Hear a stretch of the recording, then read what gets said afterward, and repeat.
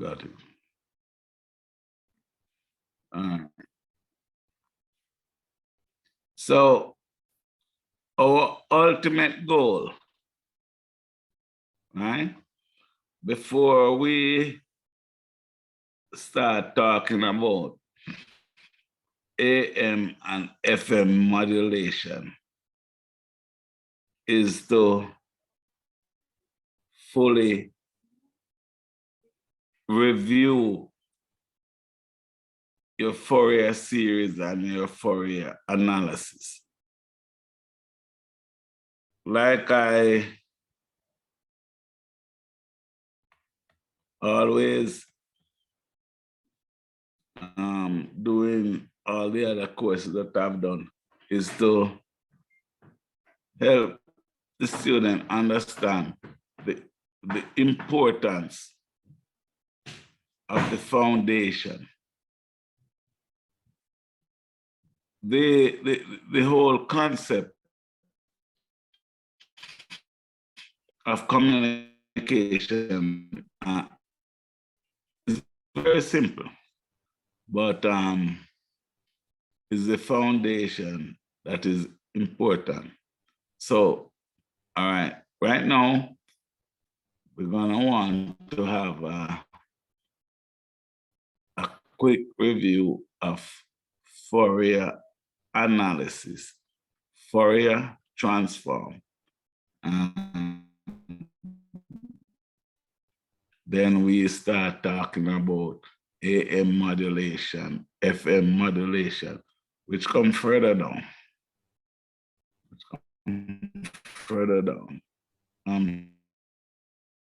Amplitude modulation, which is really the course, angle modulation, and frequency modulation. All right. So let's go back to a system.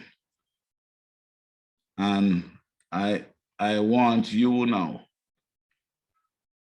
Who taught you signal and system? Mr. Fraser, sir. Mr. Fraser. So what's a system? No, what's a signal?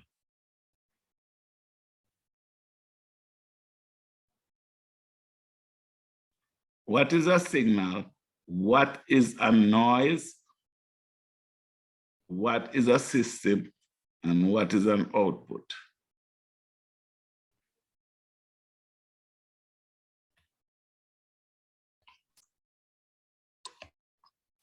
Sir, no, a noise is an external signal that interferes with a message. Okay. Correct. Correct. So, give me an example. Well, rather, sir, I remember from data communication, our teacher was saying we can consider a thermometer. If during the day you are expected to see a certain reading, say 25 degrees Celsius or so, but due to some either external signal or interference, there can be fluctuations from what you expected. So noise is generated in the thermometer system, in your measurement system. Okay, that's all right. And yeah, and as specific to our cause is that if you say you have you're driving down the road and you see that, well, we're transmitting on 87.5 and you're hearing clearly and then you go further down the road and you start picking up some hissing and some other stuff in your output. That means there are other signals that come into play, interfere with your processing and hence your output. So, all right. So we are going to, the bulk of this class, we are going to look at the, we are going to look at Fourier series, right? But before I do that, what I want to do is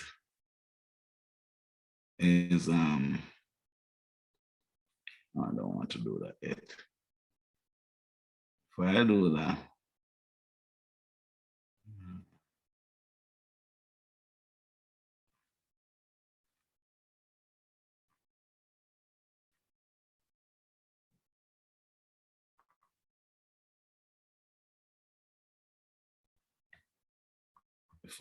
that,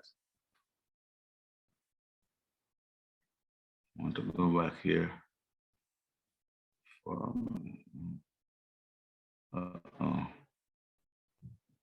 That's it.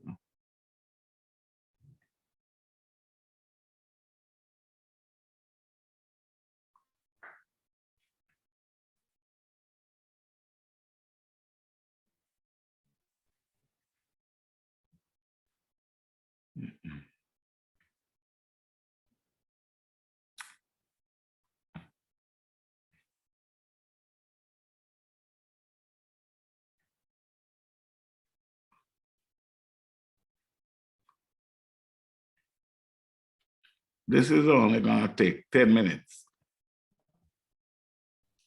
So, and we're going to stop and talk. In this video, we are going to discuss about signals and systems. In this total video series, we are going to discuss the same subject, signals and systems. Now we'll see the introduction about signals and systems. First, we are going to discuss about the title, what is meant by a signal and what is meant by a system. So now, signal, when you want to frame a definition for a signal, you need to keep in mind about three important points. So it won't sit constant, it varies with time. And it So that is the first important point. Signal varies with time. Okay.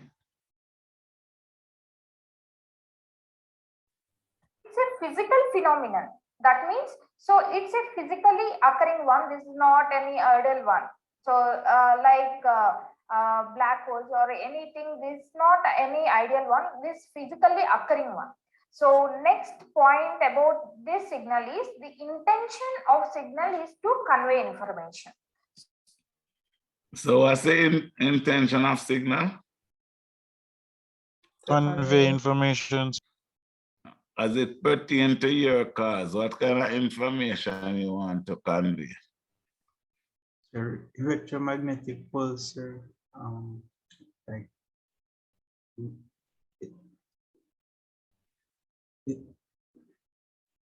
No, man. Well, yes, in a broad sense. But you want to either convey some voice, okay. like in the case of your telephone or your radio, you want to convey some video, right? Okay. Or what else? Yeah, so that's the information you want to convey, right? Your job as an engineer is to provide the channels to do so. So don't take this introduction lightly. Here the important 3 points you need to keep in mind while framing your definition for signal is time varying and it is physical phenomenon. The main intention is to convey information. Same 3 points clubbed together, and I framed a definition for signal as any time varying physical phenomenon that is intended to convey information is called as a signal. So for example, you are having so many signals like human voice, voltage on telephone wires, and electrical signals, and we are having so many signals, voice signals, video signals. All these comes under signals only. Why? Because every signal carries some information. So whatever signals are there, whatever waves are there, which are time varying physical phenomena intended to convey information, all those are called as signals. Now, coming to another definition, we can say signal is a function of time. As it varies with time, we can say signal is a function of time. So we are going to write signals as function of time. For example, if you are having any signal f like this, to represent it as signal, I'm going to write with function of time. So f of t is a signal where f denotes the name of the signal. For example, in any textbook or in any article, if you saw like this is called as a signal. So where bracket before a letter indicates the name of signal. So here f is my signal name, and it in brackets that t indicates it varies with time. So another definition, small definition for signal is a function of time. So now you heard about noise. So many of you having doubt about noise.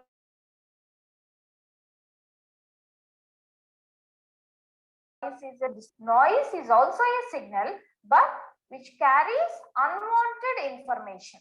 For example, we are having 10 mobile phones. In one class, we are having 10 mobile phones. For all the 10 mobile phones, you are receiving same signals. But for one handset, what are the intended signals? Those signals only are going to accept by a handset or mobile phone. For example, for my mobile, if your mobile signal is coming, that is treated as noise. For example, if I am getting any call, so that is a junk call, so that I will treat as a noise, but that call may be an intended call for others. So noise, in this we will discuss convolution and correlation related topics. Okay. So tell me what you just said. Who can explain what you just said? Mr. Turner. Joel. Yes, sir. What you just said?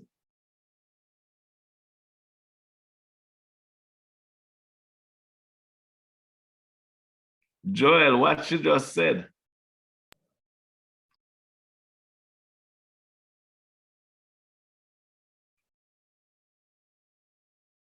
Or you just turn on, you just log in and leave.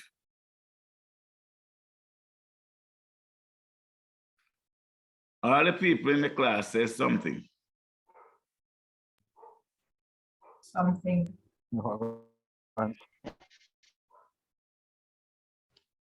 Hello.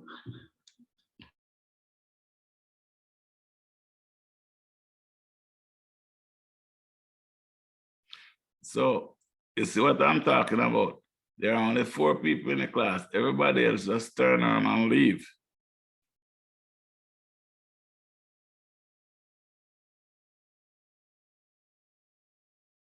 All right, just talk again. Let me make a note of this. Yes, sir. Yes, sir. Here, sir. Sir. Yes, sir. Yes, sir. You see, Mr. Joel is not here. There, sir. So me ask you what the woman just said. Never hear, sir. Sit down there. Well, where you come after them? Coming to third topic, we will discuss Fourier series. So Fourier series, you know about Fourier series, that is how we need to represent a signal in terms of Pass over there. yes. So that is called as noise signal.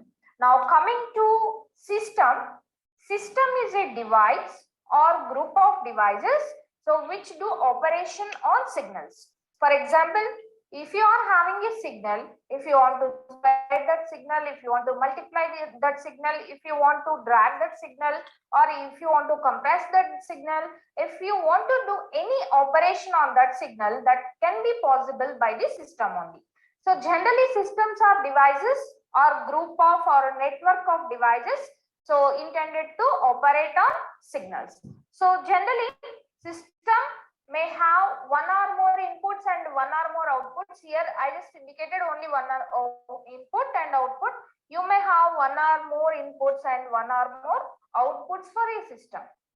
And here always the inputs of a system are called as excitation and the outputs of system are called as response. For example, in any question paper or in any textbook you saw, a system is excited by a signal. So you are going to heard these words.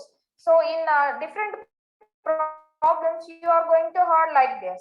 So a system is excited by a signal means we are giving that particular signal as an input of system. Similar way, we are going to heard some words like the response of a system is. The response of a system is nothing but output of a system. So generally, x of t is the indication of input. In general manner, we are going to consider x of t as input and y of t as output. You can take any signals as. What is it? What is x of t?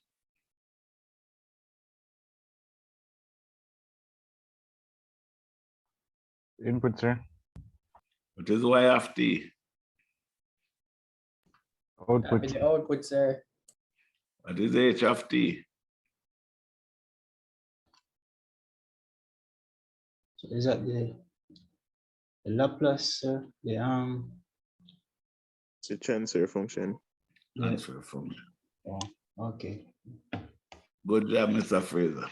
As input and output. That means you can take any name as input signal and output signal of a system. But in general, in this series of videos, so I'm going to consider x of t as input and y of t as output most probably. So now the example for this is communication system. So you know about communication system, in that we are having transmitter, receiver and modulators and so many things are there, so many devices are there. So network of all those devices connected together to transfer signal from one point to other point. Whatever operation we are doing here is, that is communication.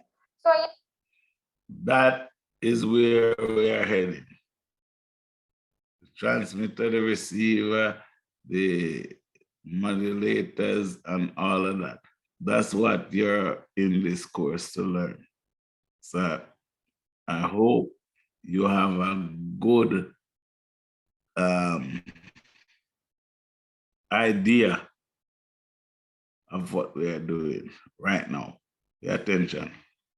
in this communication system, by using network of devices like transmitter, modulator, demodulator, and receiver, we are going to transmit a signal. That signal may be anything. So here, in this signals and systems, so we are going to discuss, so introduction, analogy between vectors and signals. This is the first topic.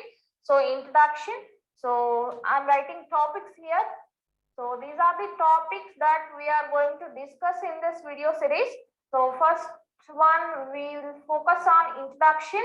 So introduction of signals and systems and basic signals and operation on basic signals, everything we will discuss here. So now the second topic is LTI systems. So linear time invariant systems. In this we will discuss convolution and correlation related topics. Convolution and correlation related topics. What is convolution?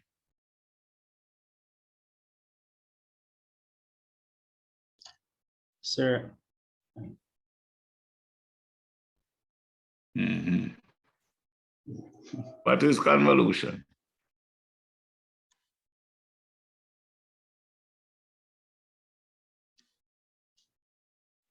You there? Well, sir, combining two signals. Yes, sir, we're here. So convolution, you bungle up some signal, right? this is like a multiply them, I think, sir. The Laplace of the multiplication, something like that. Sir. Mm. We are not at the specific analysis method. Okay. Okay. That's where we're heading, but you bungle them up, right? Okay. Coming to third topic, we will discuss Fourier series. So Fourier series, you know about Fourier series, that is how we need to represent a signal in terms of other signals. Fourier series representation will provide the signal representation. So that means if you want to represent any signal in terms of other signal or other combination of signals, you need to use Fourier series. Have you been exposed to Fourier series before? Yes, Yes, sir. sir. Okay. So that Fourier series we will discuss in third topic as third unit. In that we are going to discuss properties of Fourier series and some theorems, etc. and etc.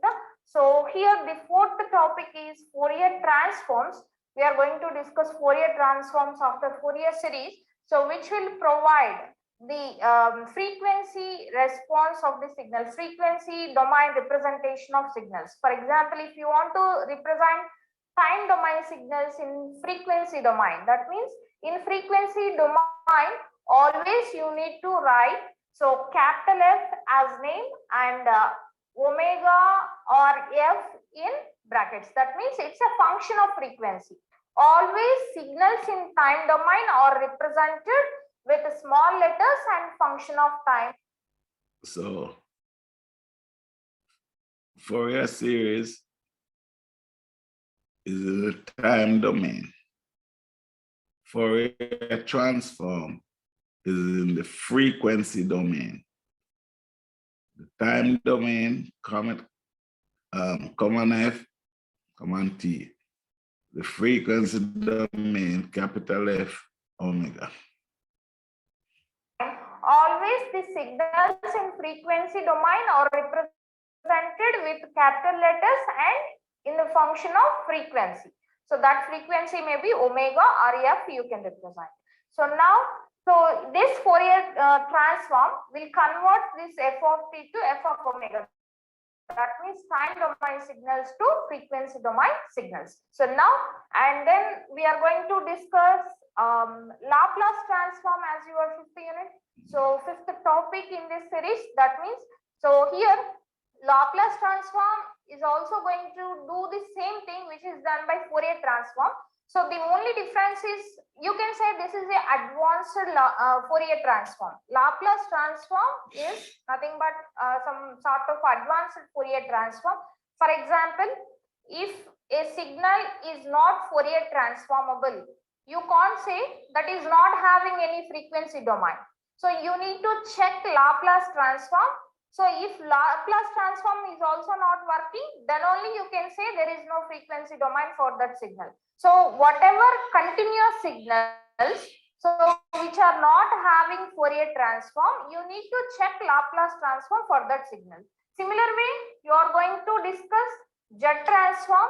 These jet transforms are similar to discrete Fourier transforms. For example, any discrete signals is not going to occur with Fourier transform, then you need to check for jet transform. Then only you need to justify whether frequency domain is there for that signal or not.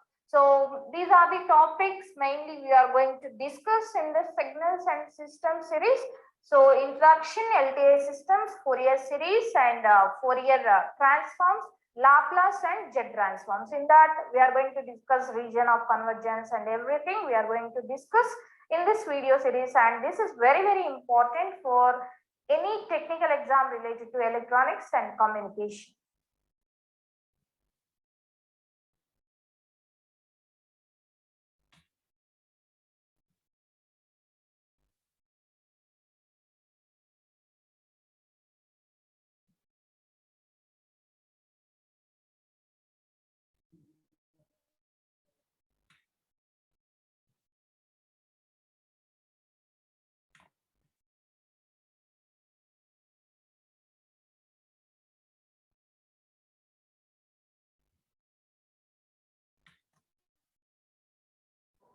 In this video, we are going to discuss some important points about signals.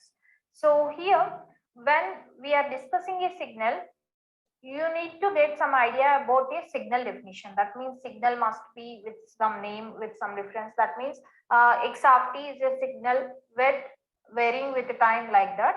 So if you want to represent any signal with any other signal, you need a representation. For example, if you are having one signal in your hand, if you want to represent the same signal in terms of other signal, if it is possible or not means that is possible, but we are having a process, that means we need to consider a coefficient. Why? Here is a signal. So earlier we have f of t as your input signal. Common f, common t bracket. What that means again? Time domain. Time domain. Time domain, right? So Why we need a coefficient means, so all these signals will take the analogy of vectors. So for example, if you are having a vector like this, so if you are having a vector like this v1 and v2, if you want to represent your vector v1 in terms of vector v2, you need to draw a orthogonal bisector like this. So here this point is called as C12. This is coefficient of that relation. So here if you want to represent this V1 in terms of V2 line from V1 to V2, that point you need to mark as coefficient. So by multiplying this C12 with this V2, you are going to get V1 signal. So here V1 equal to C1 to V2. Similar to this vector analogy, we are applying this vector analogy to our signals. For example, if you are having two signals, so f1 of t and f2 of t, like this, if you are having, if you draw a perpendicular bisector, then you will you can put as your wish. That means you can consider this C or CR or CB, or that's your wish.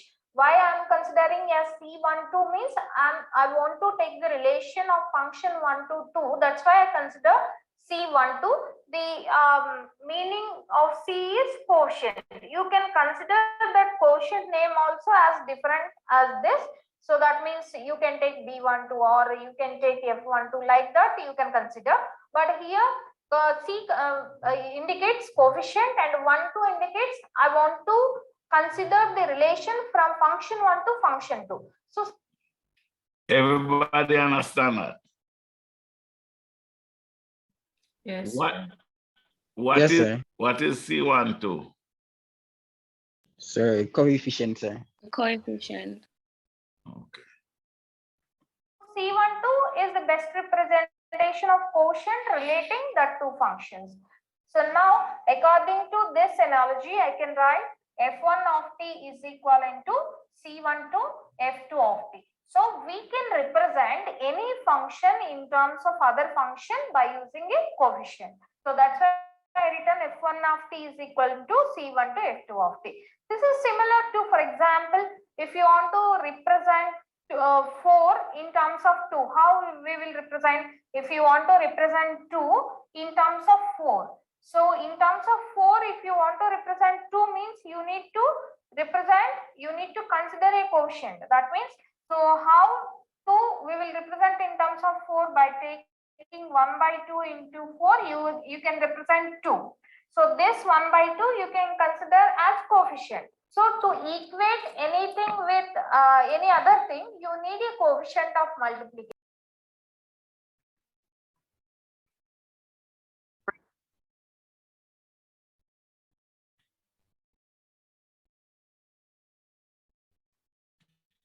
Approximation. If you want to approximate one signal with other signal, you need coefficient. That coefficient is called as coefficient of approximation. We are having a formula to calculate that coefficient of approximation when two signals are given.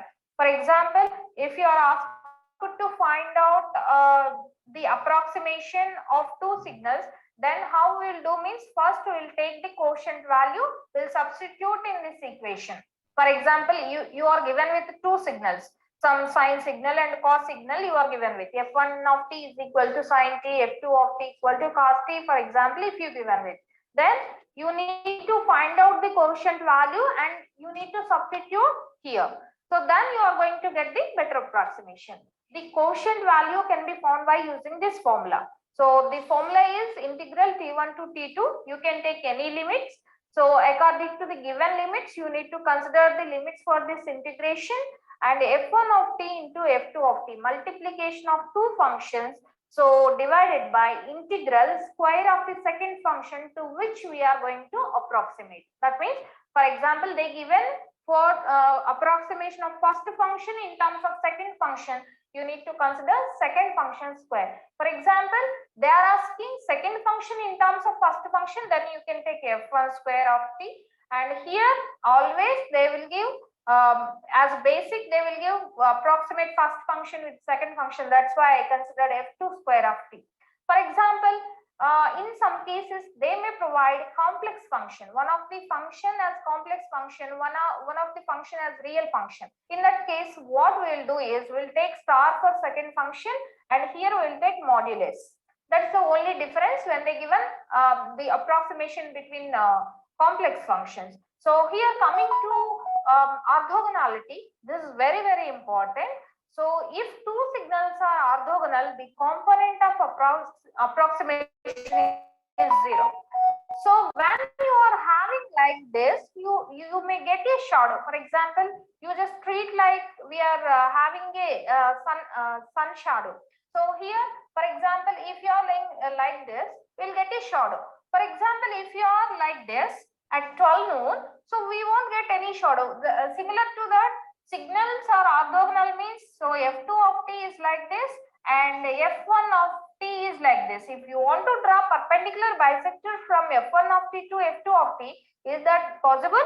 If you drawn also, that will goes to 0. So that means C12 value will be is equivalent to 0. So this is the meaning of this point. If two signals are orthogonal, the component is 0, that is C12 is 0. If you apply the C12 in this formula, you are going to get the orthogonality condition. So then if you make C12 is equal to 0 in this formula, then this denominator will be multiplied to 0 and this orthogonality is integral of f1 of t and f2 of t is equal to. You get that? So I think so, sir. 0. For example, in exams, how they give questions on this topic is, what is the coefficient they will ask. So you need to find the coefficient by using this formula.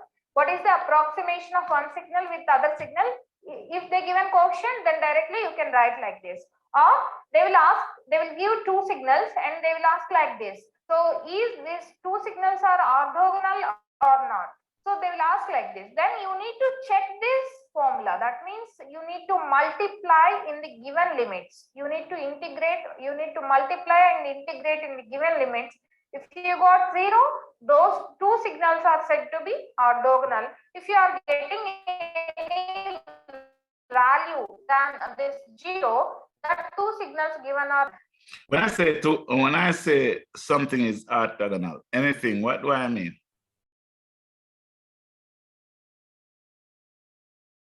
The coefficient is equal to 0. That's not what I'm looking for, though. So they're 90-degree. They are 90 degree with respect to each other. And please keep in mind, all sine and cos are orthogonal to each other. That means sine signals are. No, this is very, very important. Very important. Sine and cosine are orthogonal to each other. Are orthogonal to cos, and cos signals are orthogonal to sine. For example, in any exam, if you saw f1 of t in terms of sine and f2 of t in terms of cos, if they're asking for orthogonality, then definitely without doing this formula also, you can say these signals are orthogonal, and coefficient you can make it as 0. No need to use this formula once again. When you saw sine and cos, to find coefficient or to find orthogonality, you can directly say sine and cos are orthogonal, and quotient of approximation for sine and cos signals is equivalent to 0. This is these are all very important points in signal basics. First, you need to know the approximation of a signal with another signal. By knowing this point, so this is very important point in Fourier series. Fourier series representation came by using this theory only. So there in the introduction of Fourier series, we are going to notice this formula. We are going to recall this formula once again. So this is very important. Approximating one signal with other signal can be done by using a approximation quotient, and quotient equation will be like this. This will be 0 when two signals are orthogonal.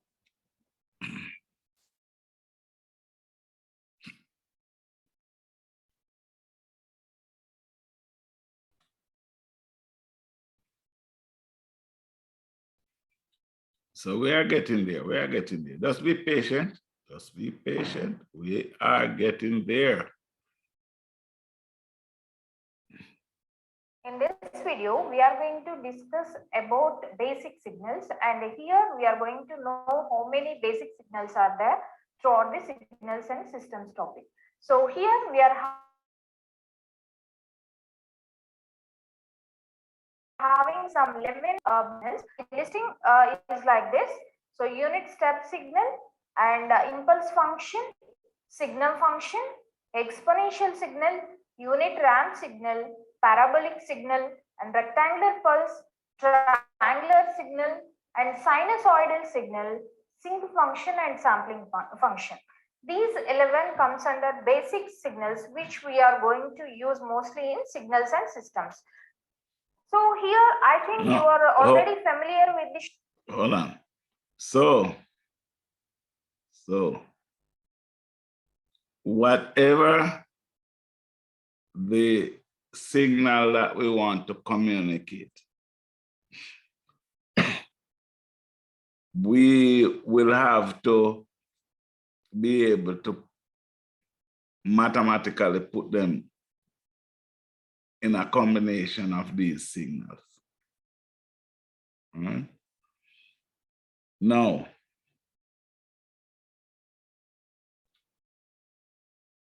if I say to you at this minute, y equal x, what does that mean, and what the plot of that graph look like?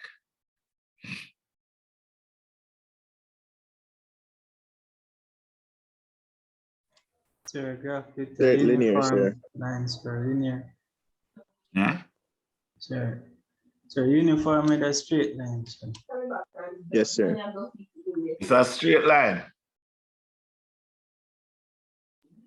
Yes, sir. So if I say Yes, sir. y is on the y-axis and x is on the x-axis. So if I arbitrarily draw a line, a straight line, from anywhere on the y-axis straight across. Is that what that graph is saying? No, sir. Sir, that cut through the zero. Sir, it would Yes, cut sir. through the origin, sir. So it will cut through the origin. So you would get y equal x is what? A ramp function, right? It looks like a ramp, not true. Yes, sir. Y equal 1, x equal 1, y equal 2, x equal 2. No, so I got y equal x. Y equal 2, x equal 2, y equal 3, x equal 3, and so on and so forth, right? So it's a ramp, right? So now, I know you know your calculus very well. So y equal x.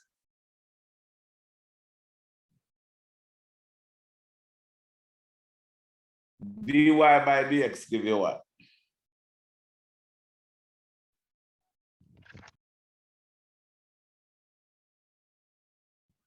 For y equal x, sir. Y equal x or y equal 2x or 3x. dy by dx equal what? The gradient, sir. Yeah, it's the gradient, but what's the value? Sir, whatever the coefficient of x is. Sir, it would be 0, sir. Whatever the coefficient of x is. So dy by dx of y equal x is 2. What y equal 2x? So dy by dx of y equal 2x is 2. Correct? Yes, sir. Y equal x, dy by dx of y equal x is what? 1. 1. Everybody see that? Yes, sir. All right. So the function of y equal x, or y equal 2x, or y equal 3x, or whatever, which is a ramp. If you differentiate a ramp, what do you get?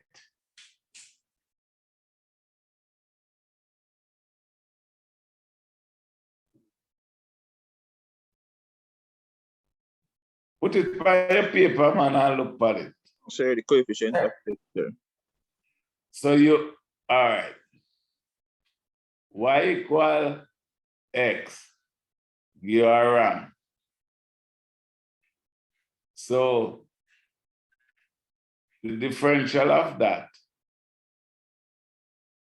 you go from 0 straight up the y-axis and you go to 1, and it's a straight line from there across. See what I'm saying? Help me here. Notation. Here you are.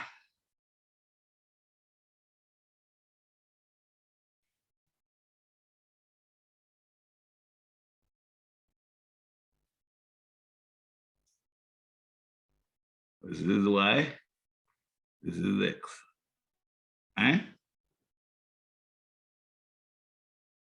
A very cool stuff this is the man. So not talk to me, understand. So this is y equal x, right? Yeah, man, sir. So when you differentiate that puppy now, you differentiate that puppy. Come. You get this. Oh shit. This is a straight line I go across, right? Fine. So you differentiate the ramp function. And what you would call this?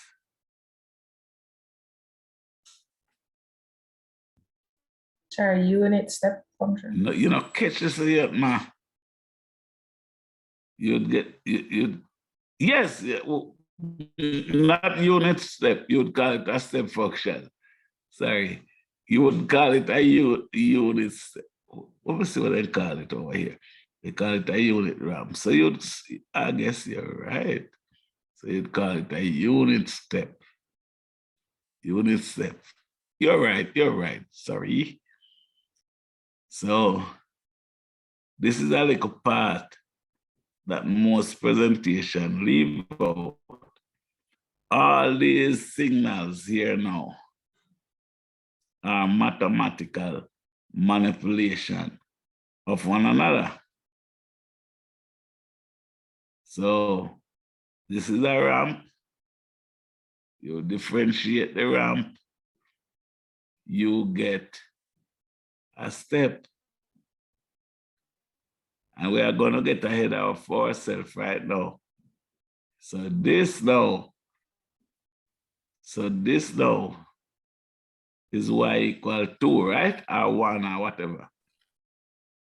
So if you differentiate that, what you get? 0, sir. Okay. So this is what you get now. This is what you get. It have a value at 0, but everywhere else is 0, right? That is a impulse function. You with me? Yes, sir. So normally, which I have a problem with is with, the presentation of the math is that, when you use a mathematician to present this, they don't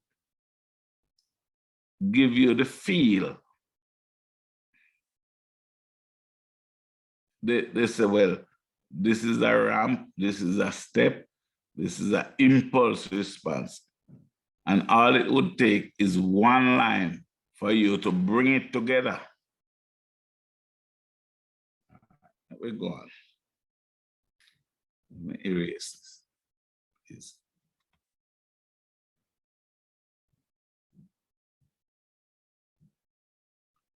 This thing is really nice, and if you, oh no.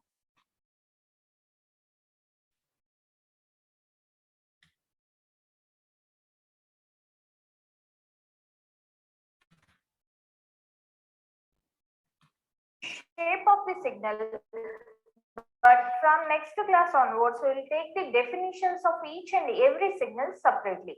So coming to unit step signal, you know the shape of unit step. So this is like a half DC signal. And you know the shape of impulse function. Impulse function is just an impulse, just a sample. We are having it t equal to 0. And here we are having signal function. That signal function shape will be like. It's what I was saying. She's going through it and showing you what the signal is.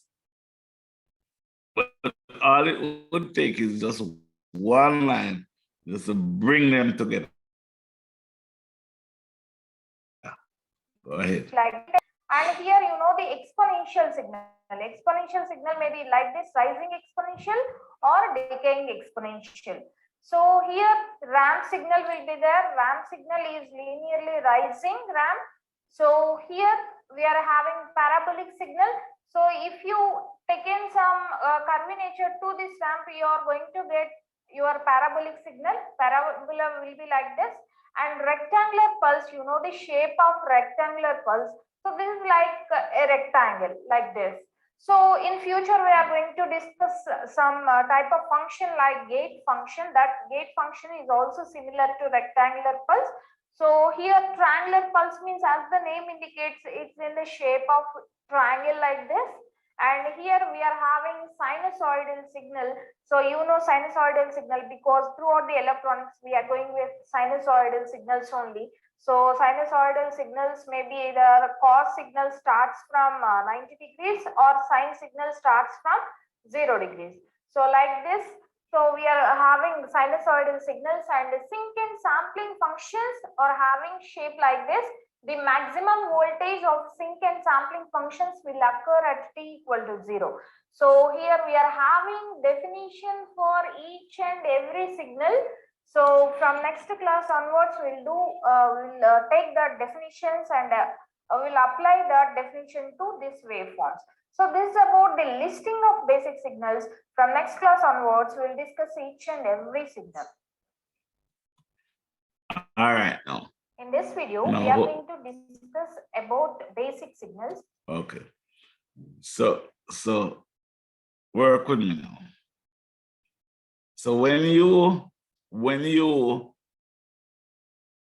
see a signal now, as engineers, not talk about engineering, not talk about as an engineer. So you see a signal. Say the signal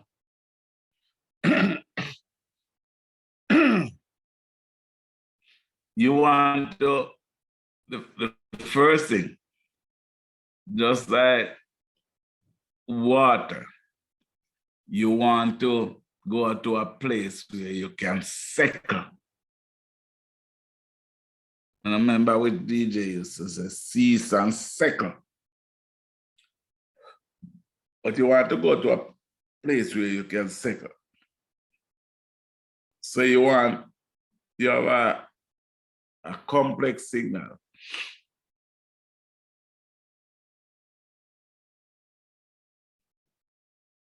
These are your basic signal. You have your unit step, your ramp, your impulse, and all of that. So no matter what the mumble jumble that you have before you, you want to first see how you can manipulate that signal into the basic signal that you can analyze. Right? This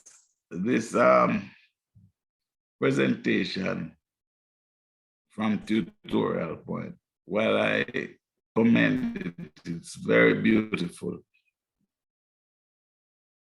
That's the only point I see is left out. Whatever signal we're gonna deal with coming up, the objective is to bring them into these basic signal.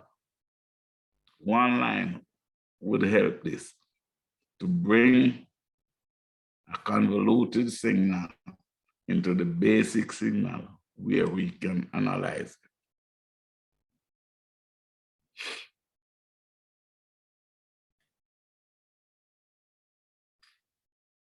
So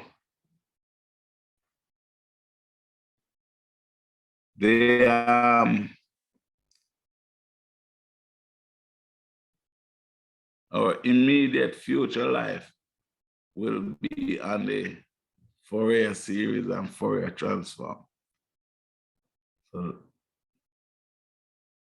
but first, let us look at the impulse function, because that's also a review, because you should know this already. In this video, we are going to discuss about impulse signal. So as we know that this is a classification under basic signals. So now we are going to discuss about this unit impulse or impulse signal. So generally, when you are having unit impulse, the area covered by that unit impulse is equivalent to 1. When you are having only just impulse signal, then the area may be varied. So you can see here, generally it is denoted with del of t. Impulse signal is always denoted with del of t. The definition for del of t is equivalent to, this is equivalent to 1 when t is equivalent to 0, when this is equivalent to 0 when t is not equivalent to 0. So the main property of this unit impulse function is this always is equivalent to 1 when t equal to 0 only. So when t is having any value other than 0, then your impulse signal will be equivalent to 0. So the pictorial representation of this impulse function is, so here, so this is horizontal axis. Always you need to consider time as a function, and here I am considering my continuous time as I defined initially with continuous time impulse. So here in vertical or vertical axis or y-axis, I am going to consider signal which we are going to define. So here this is the impulse signal we are going to define here. So del of t when t equal to 0, that means t is equal to 0 here and 1 here, 2 here and so on. So here you are having -1, -2 like this, negative axis. So the definition says, so this is equivalent to 1 when t equal to 0 only.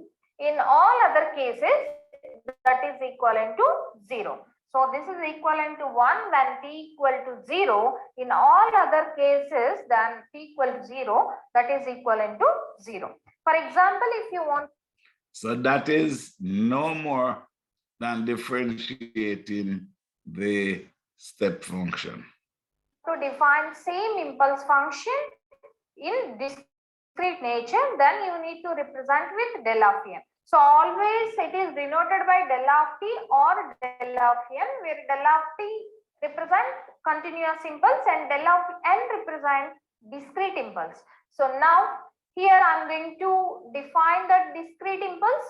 So del of n is equivalent to, same values will come, but the only difference is, as I told you in unit step also, so here you need to consider n in place of t. That means discrete representation of time you need to consider. So that means del of n is equivalent to 1 when n equivalent to 0, and this is equivalent to 0 when n is not equivalent to 0. So this is the definition for discrete impulse. So now I am going to sketch this discrete impulse. So here, if this is discrete time axis n, here you are having 0, 1, 2, 3, 4 and like this, and here this is equivalent to -1, -2, so on like this, negative and positive axis we consider. So now what definition is going to say means, so this is equivalent to 1 when n equal to 0. In all other cases of n, that is equivalent to 0. So when n equal to 0 only, you are going to place 1 or sample. In all other cases, you are going to put 0. So here I am just going to put 0 in all other cases of n. No need of considering 0 here.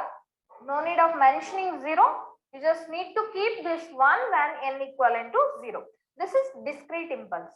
So here in this impulse function, this is unit impulse actually.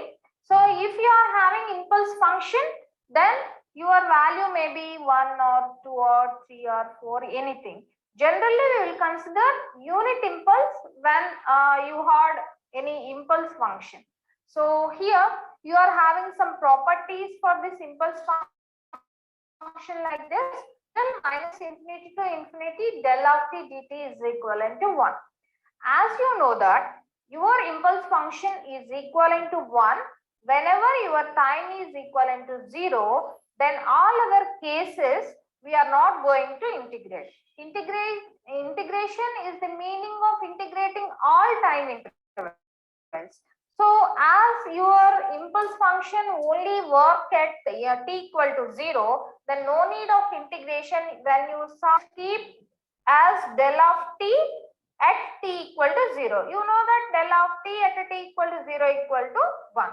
So here I am going to prove this first one. So when you saw integration with impulse, no need to do that integration. Why? Because that impulse function only works at t equal to 0. Then you can write that integral minus. All right. Where could we know? You have a problem now. No, I should make you go on a little bit further. Go on. Go on. Minus infinity to infinity del of t dt as del of t at t equal to 0. Only at t equal to 0 in this interval of minus infinity to infinity will work. So that means del of t at t equal to 0 means del of 0. Del of 0 is nothing but 1 here. So that's why this property says integral minus infinity to infinity del of t dt is always is equivalent to second property. This is a shifting property. So here All right. So now whatever function you have now, if you are multiplying it now by del of t, right? Del of t, that's she's just talking fast. Del of t, right? You know that whatever the mumble jumble where you get, you just ignore that because only when del of t is equal to 0, it's equal to 1. Otherwise, if it's equal to 0. So whatever you multiply the 0 by is 0.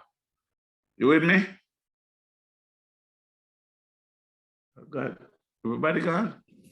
Sir, repeat what you No, just sir. Eh? repeat what you just said, sir. Give me 1 second, please. Hello? Good afternoon. Good afternoon. This is not Miss Chana's number. Huh? Miss Chana number.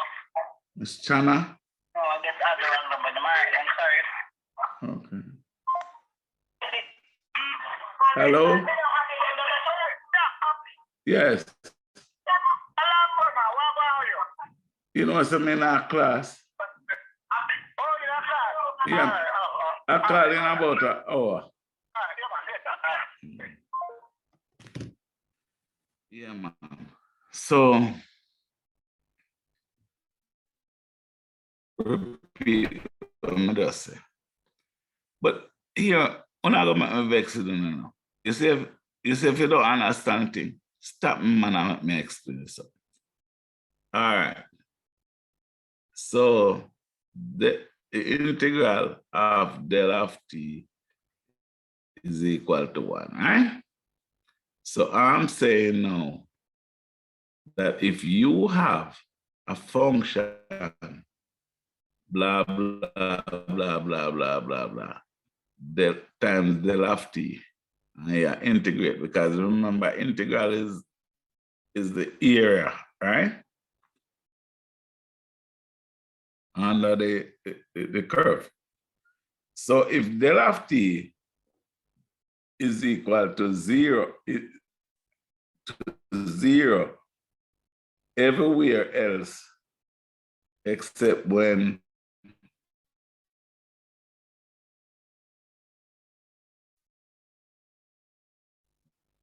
t is 0.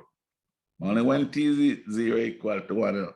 So the integral of the function, whatever the function is,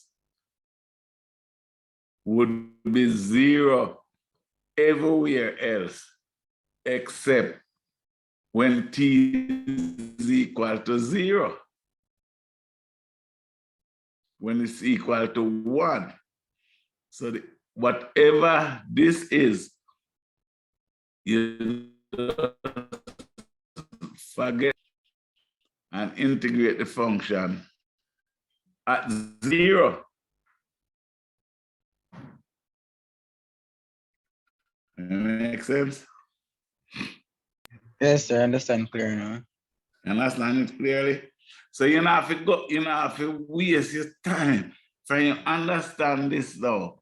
You don't have to waste your time going all through this integration and this and that.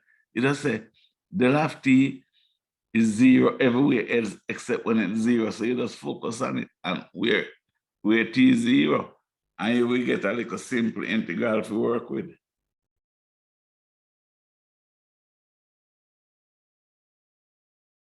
You know, sign it means constant. Considered in discrete domain shifting del of n minus k. So del of n minus k means, so you are shifting right shift. You are shifting to positive direction. When n equal to k, your sample is equivalent to 1. Otherwise, you are getting 0 here. That means, so this is the meaning. You are just shifting this to of n equal to 1 when n equal to 0. As you are having n minus k, you need to consider like this. I'm just solving second property. If you are having n minus k, you just take like this. N minus k is equivalent to 0. Then n will become k. Then in place. Man, make me say phrase a bit, you know, because I think, tell me what she just say. Sir, when it is n minus k, just shift it to the k value, because you go have n minus k equals 0. When you transpose that, k becomes n. So n, right, so n equal k now is at k, the delta function become 1. Yes, sir. So you'll only get 1 whenever the function is at the position k. At Otherwise, a 0. Is 0. So where we start off here with the differential of the step function equal to 1 at 0. Now we are shifting it. We are shifting it to 1 or 2 or whatever. So work with it. Place of n in this definition, you just I still have to k. restart. That Okay. means del of n equal to 1 when n equal to k, and this is 0 when n is not equal to k. Like that, you need to change your definition according to the shifting property. So now here third property is del of n equal to u of n minus u of n minus 1. So this is the property we can solve with pictorial representation of these two signals. So here you are having u of n. You can imagine u of n like this: 0, 1, 2, 3, 4, 5, so on. You are having samples. You know that the discrete unit step, it will starts from 0 and ends at infinity. So you are having samples with height 1. So the sample height is 1 here, or voltage is 1 here. So now u of n minus 1 means shifted version. To how many places it is shifted? Total diagram shifted to 1 place. That means unit step starts at 1. So now you are going to consider this is u of n, this is u of n, and I'm going to draw u of n minus 1. N minus 1 means, as I told you here, you need to consider n minus 1 is equivalent to 0, then n equal to 1. That means you need to start at 1. Whatever function you are having, that you need to start at 1. So that means, so from here u of n minus 1 will start. So here you need to keep taking samples up to infinity. That means 1, 2, 3, 4, 5. This is u of n minus 1. This is u of n minus 1. Now what you need to consider means, I'm just considering RHS. So this is RHS. I'm going to consider what we need to do. You need to subtract u of n minus 1 from u of n according to your RHS. What will come? So if you subtracted u of n minus 1 from u of n, you are going to get like this. You can see these samples are going to cancel 1 minus 1, 1 minus 1, and 1 minus 1. All these samples are going to cancel up to infinity, and only one sample will remain. Why having any sample at u of n minus 1, but in u of n, you can observe a sample at n equal to 0. That sample only will remain here. So that sample we will consider here at n equivalent to 0. This is nothing but discrete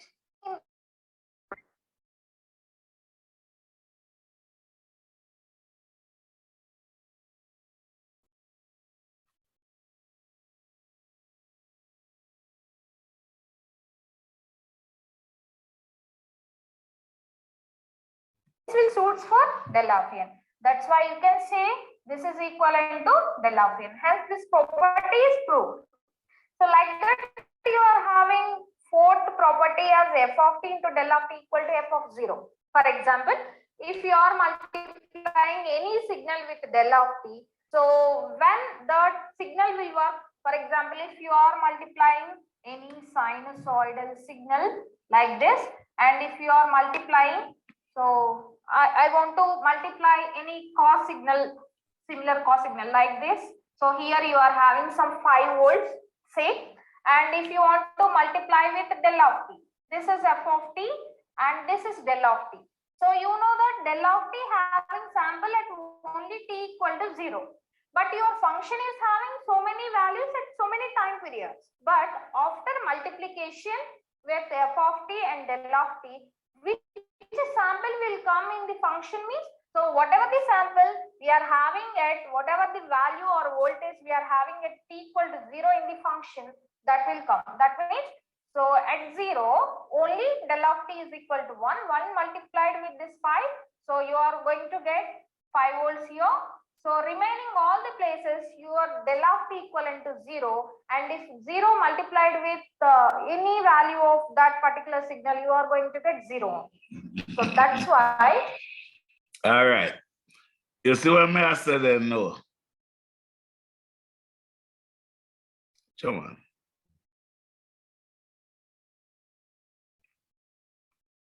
Well, yes, sir. You understand that? No, sir. Eh? Sir, the video was sticking on my end, so I didn't hear most of what she said. All right. Now I'll go back 1 minute because I really want to get into the real work today now before we leave. All right. Go on. We'll go again. Watch carefully and stop me. Please stop me. And this is del of t. So you know that del of t having sample at only t equal to 0. But your function is having so many values at so many time periods. But after multiplication with f of t and del of t, which sample will come in the function means, so whatever the sample we are having at whatever the value or voltage we are having at t equal to 0 in the function, that will come. That means, so at 0 only del of t is equal to 1 multiplied with this 5. So you are going to get 5 volts here. So remaining all the places your del of t equivalent to 0, and if 0 multiplied with any value of that particular signal, you are going to get 0. So that's why I take in f of t into del of t equal to value at t equal to 0 in the function. So you can see you are getting only the value of function at t equal to 0. That's why we considered f of t into del of t equal to f of 0. Now coming to fifth property, del of t minus t. Remember to. So similar to here, f of t. Yeah, man. So remember earlier, I tried to explain that. Say you have a mathematical function f of t, all right, times del of t. You don't have to worry about the complicated integration because anything other than t equals 0, f of t times del of t is equal to 0 from the mere fact that del of t is 0 everywhere else. So if anything you multiply by 0, give you 0. Right? So then, look at it now. Let me see if we can give you an example, a proper example.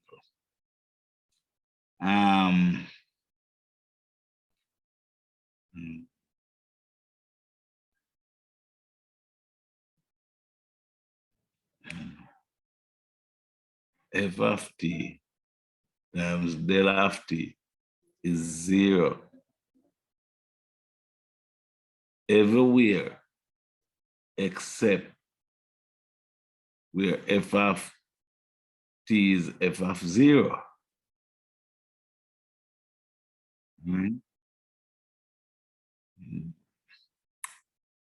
Somebody help me now, man.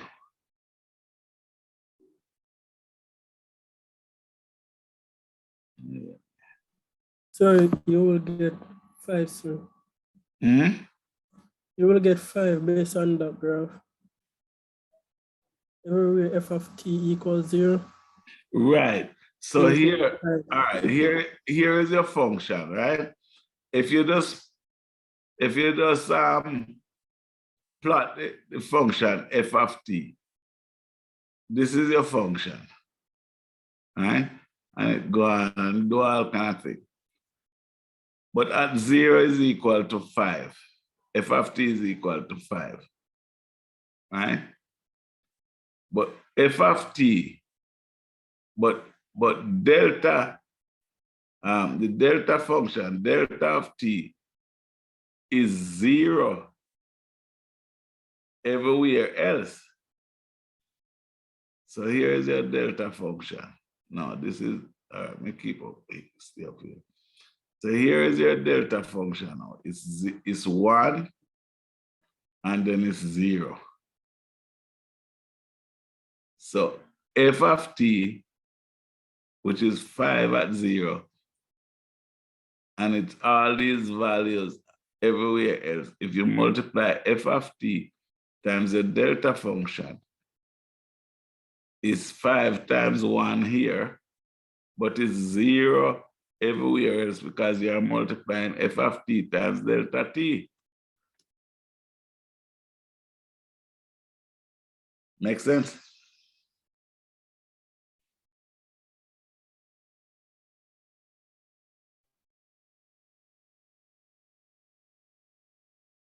Yes, sir.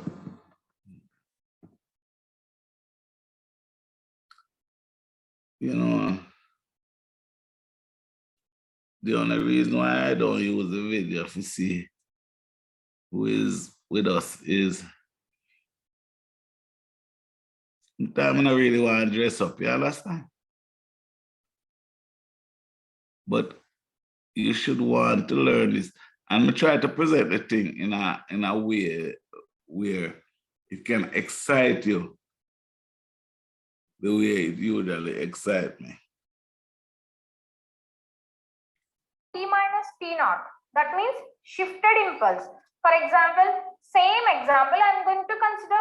So here if I consider same example, then del of T minus T naught means shifted impulse.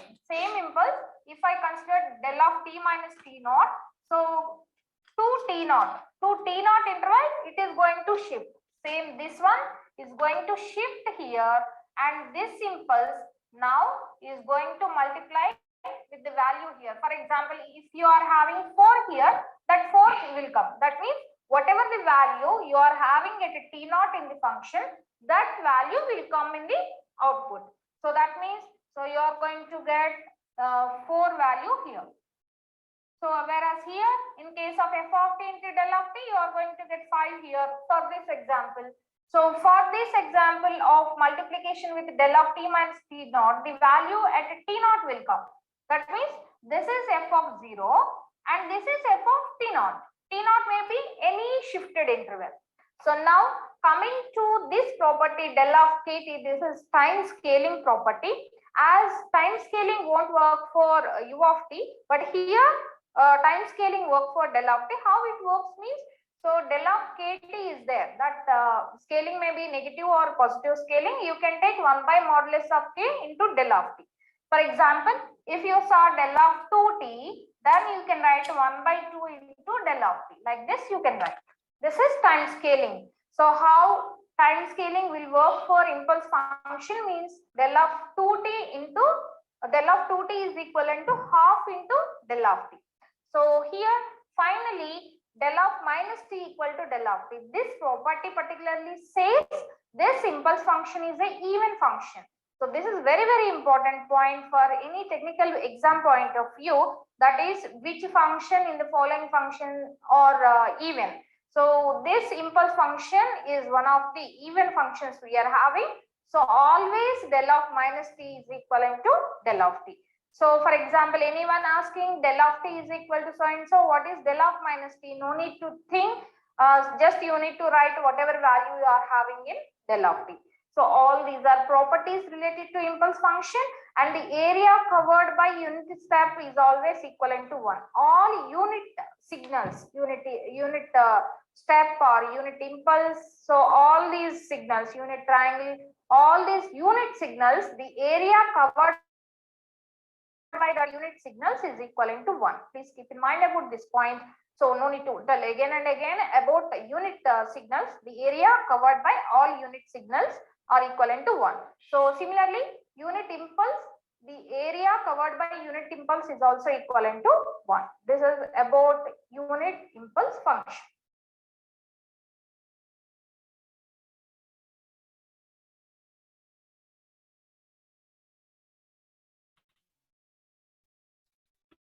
All right, good job, good job. So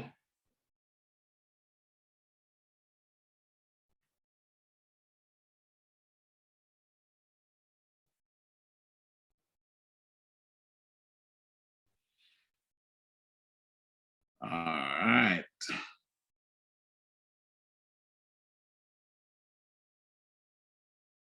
So we are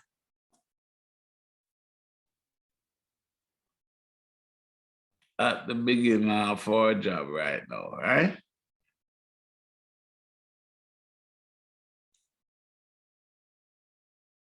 So far,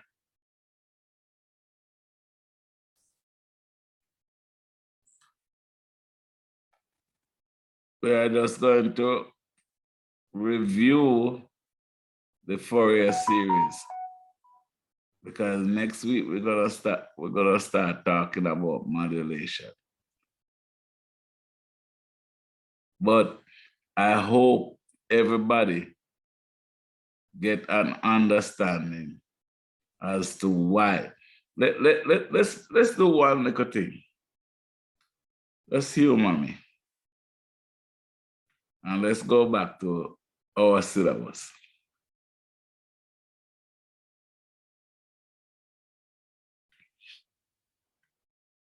Here. All right.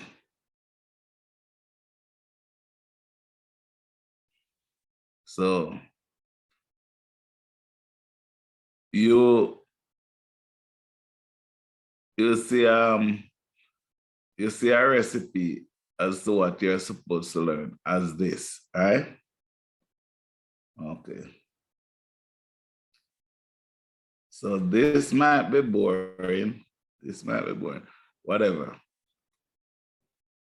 And then you come down here. All right. You see this, and then you see modulation and all that. So your Fourier series and your Fourier transform might be boring, but there is no way,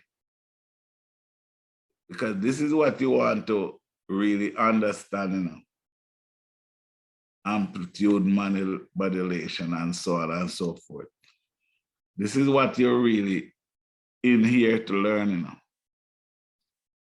But tell me how in God's earth you're gonna learn it here, or you're gonna be on my page, we are going to be on the same page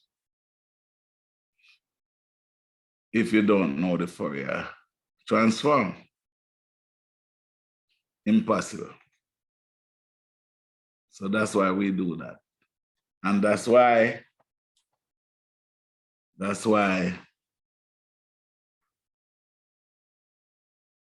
I did that review. I will get the big man in props first. Jean-Baptiste Joseph Fourier, a French mathematician and a physicist, was born in Auxerre, France. He initialized the Fourier series. Them man had nothing to do.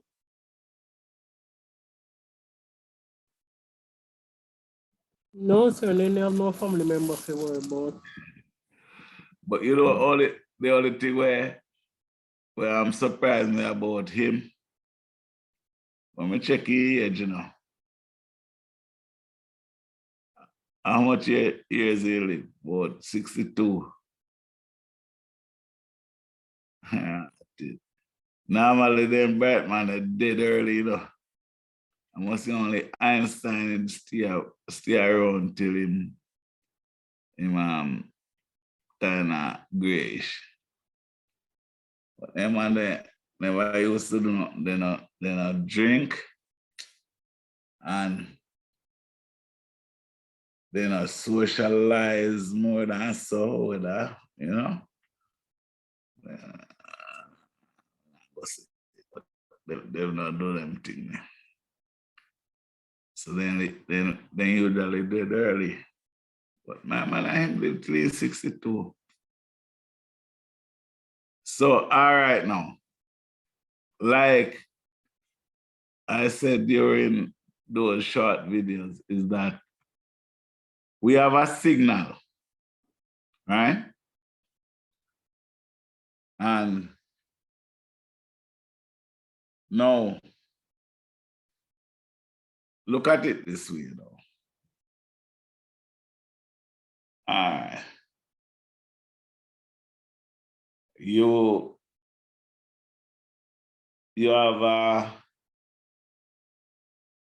have something you want to. You have a pot of gold, and you want to take it across the river, right? What are you going to do? Throw it to the river? You want to take it across the river, though? What are you going to do? Throw it to the river? Answer me, man. Or lady. How are you going to take that thing across the river? Remember, I use a boat and paddle across. What an answer. I'm not going to throw it in the river. You're not throw it to the river? So yeah, I'm going to probably put it in some container. And then you figure out how you want it to go across the river. You're going to take it across the river in the container, right? No, so. So, all right. So you're going to put it in a simple pan. You lock up the pan and may I talk about that boat because the current are going to wash down the boat, down the river. All right. So, yeah, probably put up some structure like a bridge to take it across the river. So once you put up your bridge, you have the thing in a container. You probably can walk across the bridge with your goal.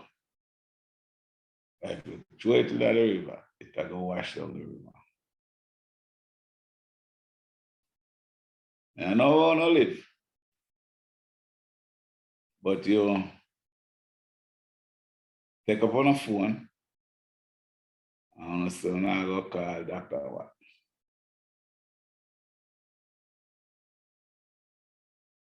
Speaking in the phone, you are going to have an excitation, and this system, which in our primitive example would be your pan, your bridge, your mode of transport across the bridge, and all of that. That's how your thing gonna get across the river. The signal is the same God Almighty thing. You have to get the signal from Kingston, Montego Bay, from the country place where me come from, named Lennox, because in Westmoreland, to Mandeville where I live. Don't pun intended. So we have looked at the basic modes, which are here. You're gonna get that signal into the delta function, the step function, the ramp function, the parabolic function, all kind of function. So the Fourier series now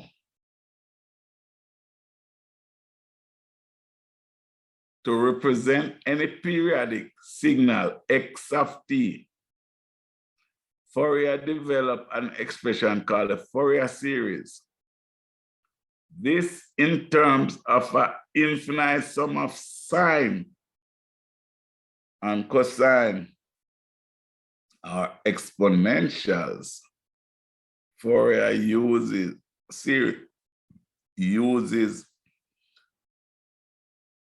orthogonality condition. Very important.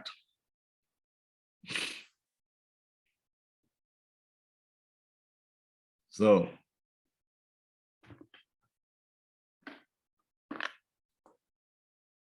first,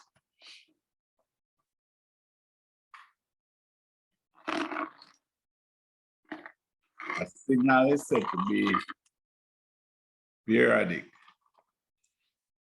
if it satisfies the condition.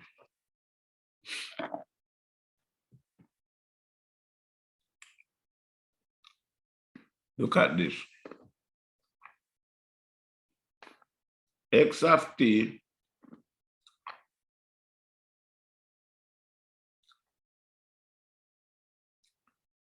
is equal to x of t plus t.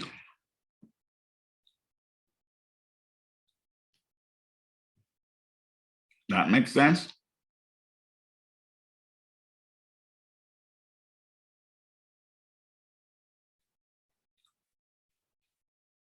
This makes sense?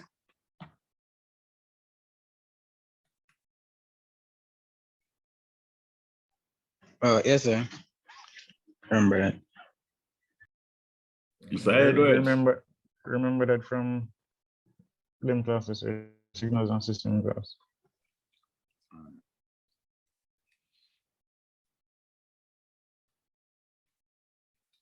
And x of n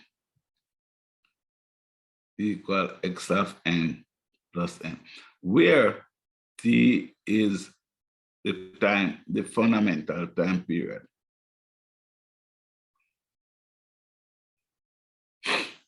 So t is the period.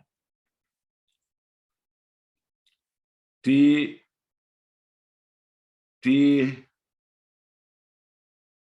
says a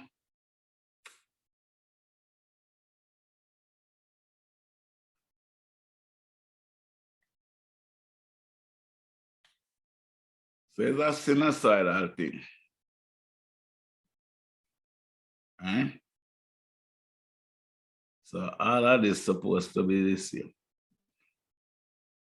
So this is 0.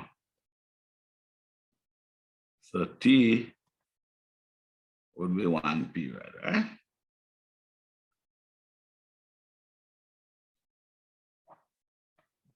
No.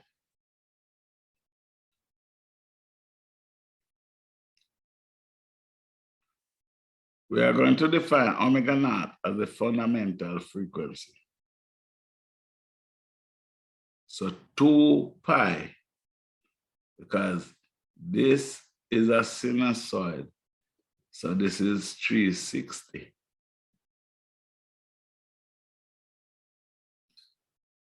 So 360 is 2 pi. Omega naught, which is the frequency, is 2 pi over t. All right. So omega naught is the fundamental angular frequency.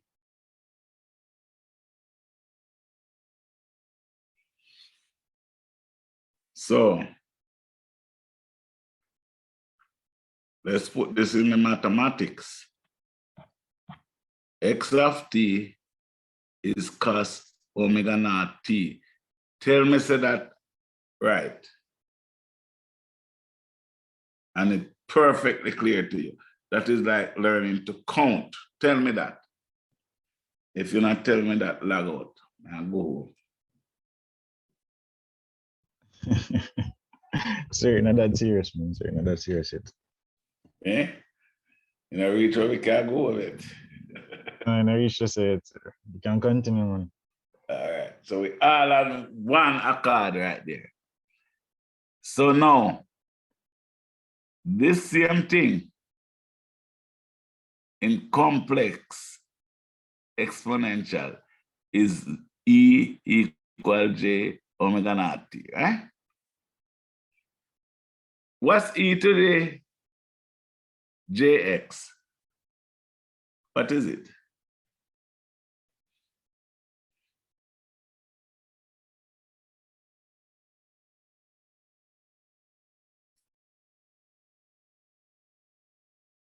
I want to go to school, you know. When I make him, I go to high school. When I make him a beat, you know. So is that Because in fast for the Google, you know. Since we asked us, somebody should have Google it already. Anyway, what is x of t equal e to the j omega naught t? Expand that for me.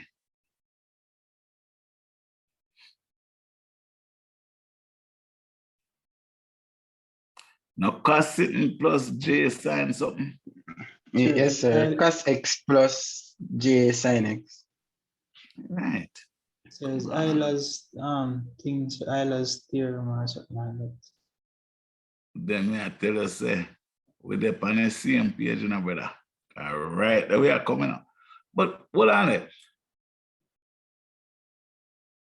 You know, say, I'm not rate what I go on or you would take do. Because when you hear people talk, say, you lecture, they're not teaching, nothing. And them, there's something where you pull for me then, boy. That a boss, you know.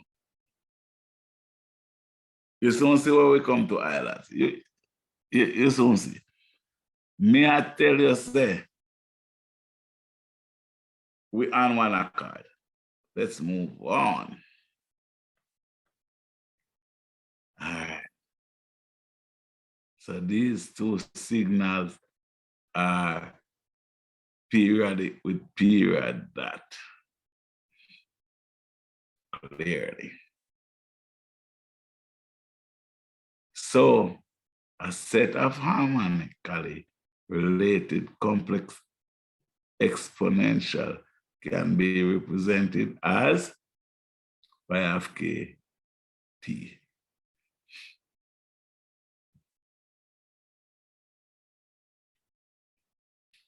Tell me now.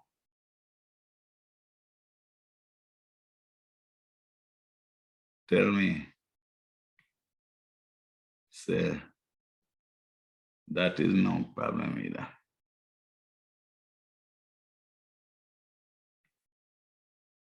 So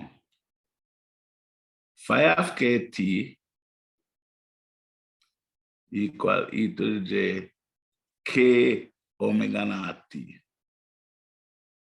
In a year little thing. What that mean? What that mean?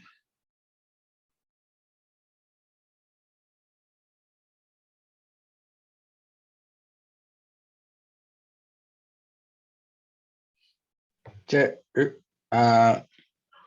in terms of, write it out in terms of the Euler's formula. But we don't want to use the term. We don't want to go ahead based on formulas. We want to grasp it like eating food. So this now, phi of kt. All right, look, we'll go back up now. X of t equal this. K are integer, right?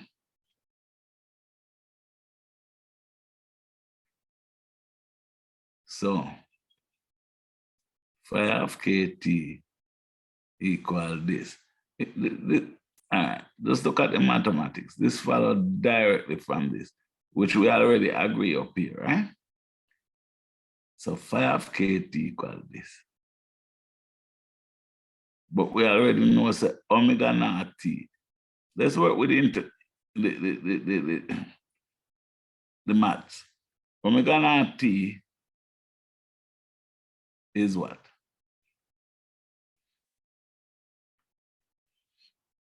Omega naught t is this, right? So we're gonna substitute for omega naught t, right? And we know that k is an integer. Remember, okay. You remember where we have that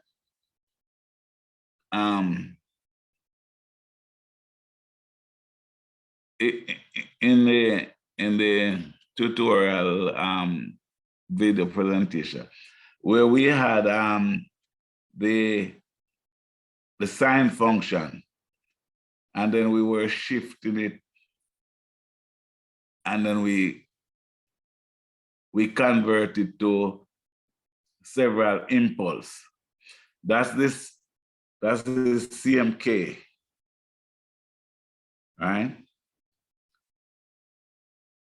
So this K would depend on the shift, right?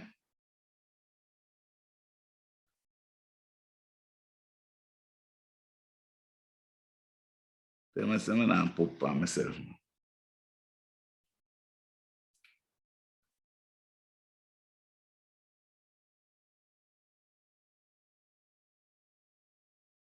So I understand this, I didn't know what time, brother.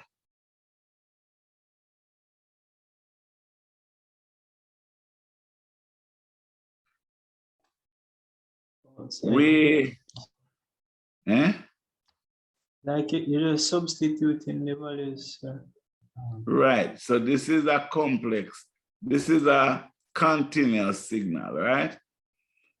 And we just use the impulse and shift it and represent the signal by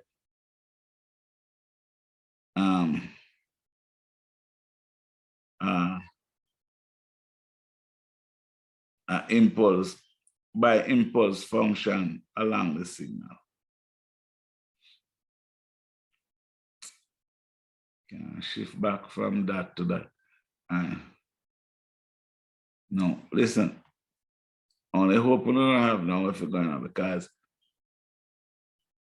if this thing time out or if the time done, we still have finished this now. So I'm gonna log back on if the time out. So here we are now. So this is this now. We did this now. We went through this with the video, and we said when we shift to the discrete, we said this or this, and we shift it, and we say this or this, and we shift it. You remember? Yes, sir. Right. So it's the same thing. No, nothing.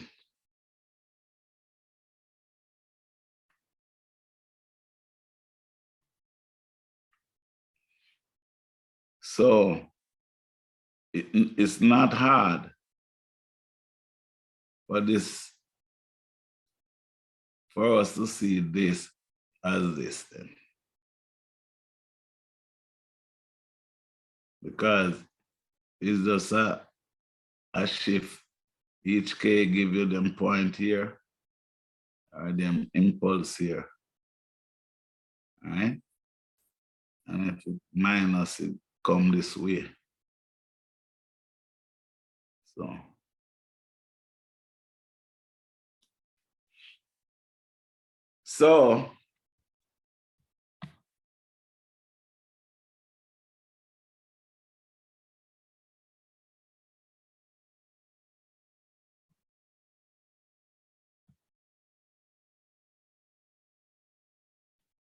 So the representation of this mathematically is this. Summation AK that which is equal to that.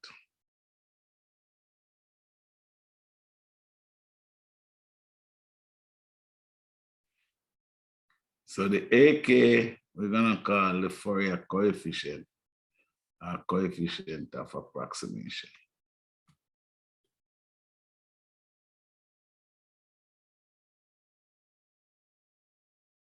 Right.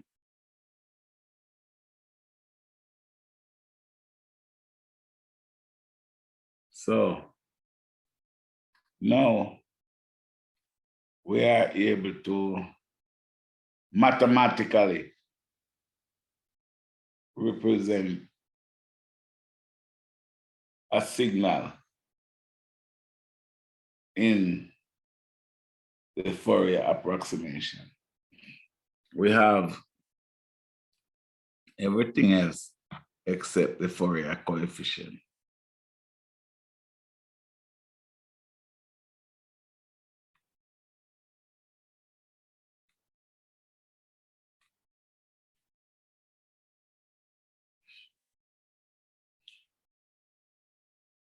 See if that makes sense to you.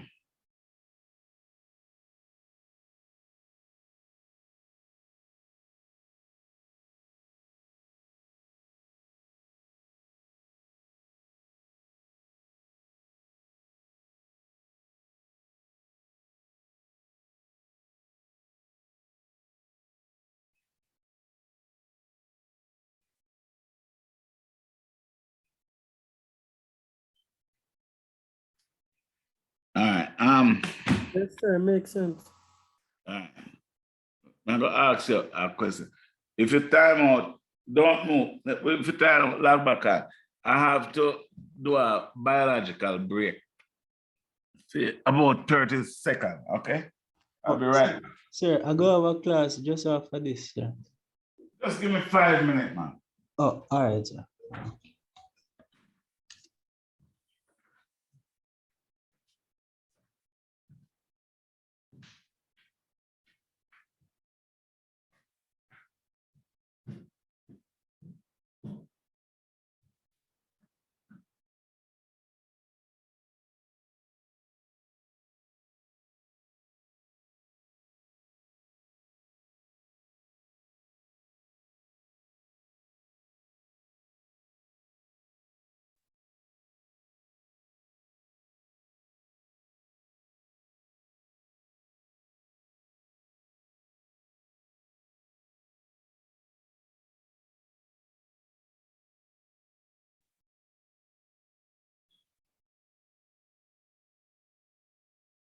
Once you pass the 40, prostate I get weak, why? Anyway. All right, so we understand that. Now, see everything that they like, the Euler formula. So once you and understand how we get to this now. Right? That this is basically the Euler formula. Right? And everyone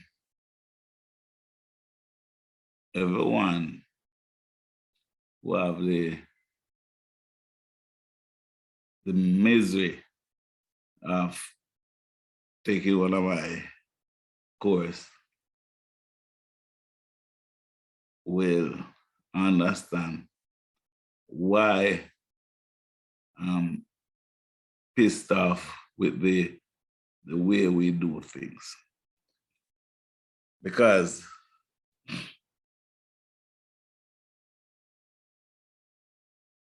here you are, you know this formula, which is the Euler formula. Right? But this can be taught as a mathematical abstraction. But I hope you see when we put it now in the engineering perspective,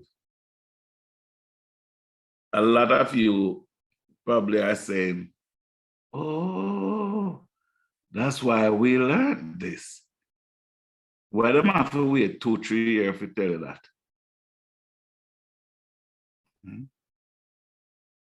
We learned the Euler formula to make our life simpler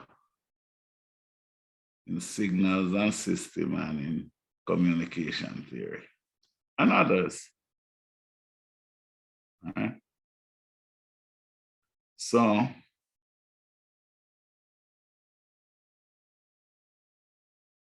this is just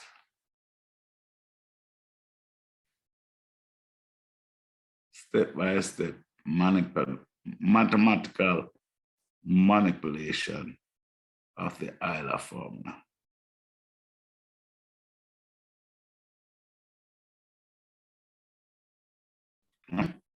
Now,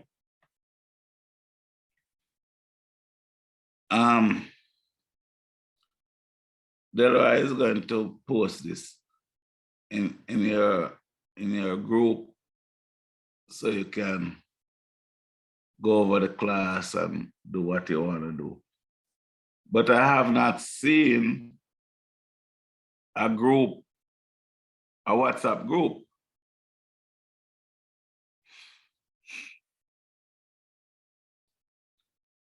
You guys don't have a group? Sorry. Yes, sir, I think you're in the group, sir. I'm not see the group. I'm looking at this thing. Yeah, Right? you messaged in the group last week. Eh? You messaged in the group last week. Hold on. Sir, before you go, sir, we have lab tomorrow, or practical tomorrow. I don't know if you have lab yet. Sir, are we going to get like a layout or time as to when, date for practical? I think by next week we should reach at a point where we can. Yeah, okay, I see the group. I see the group. Yeah. Yeah, man. Yeah, them and I use this group from last week. Okay. Richard, Claude, Camila, Richard. Okay. All right. Okay. Just before you go, hold on there.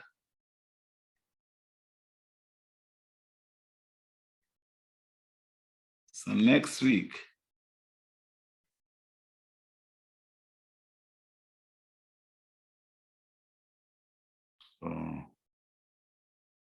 we still have to do, I guess the whole of next week we are going to spend on Fourier Transform and all that stuff. So maybe it's about 2 weeks before we get to the real stuff. But I'll find, and the labs will be virtual, right? Math lab kind of stuff. So I'll find something next week for you guys to break your teeth on. But don't worry about it. Next week we deal with it. We don't have any labs tomorrow. All right? Okay. Okay, sir, no problem. You all have a good week. And this is like any other thing. It's like the video game. It's like typing. For the love of me, to this blessed day, I cannot type without looking at the keyboard and joking. And that's because of one reason. I have not made up my mind for the last 100 years. I decide to learn typing. At the same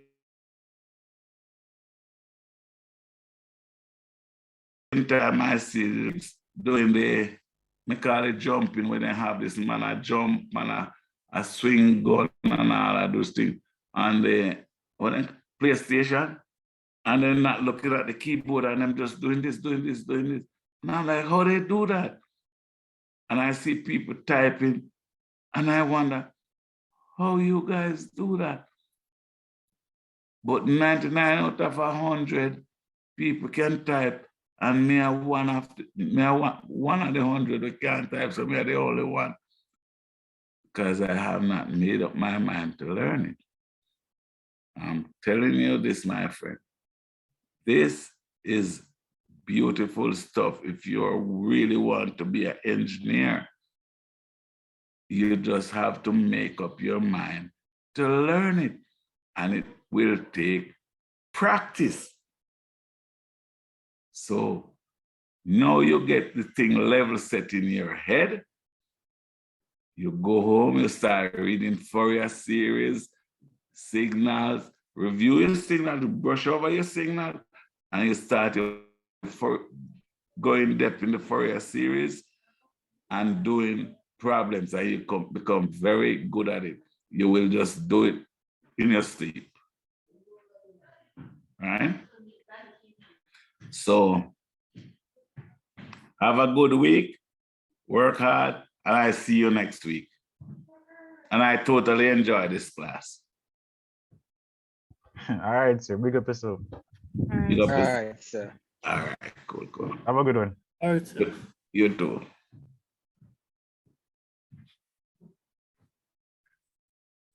I'm just going to the letter now, because we have to wait for money. You're going to what? I have to pick up the letter now.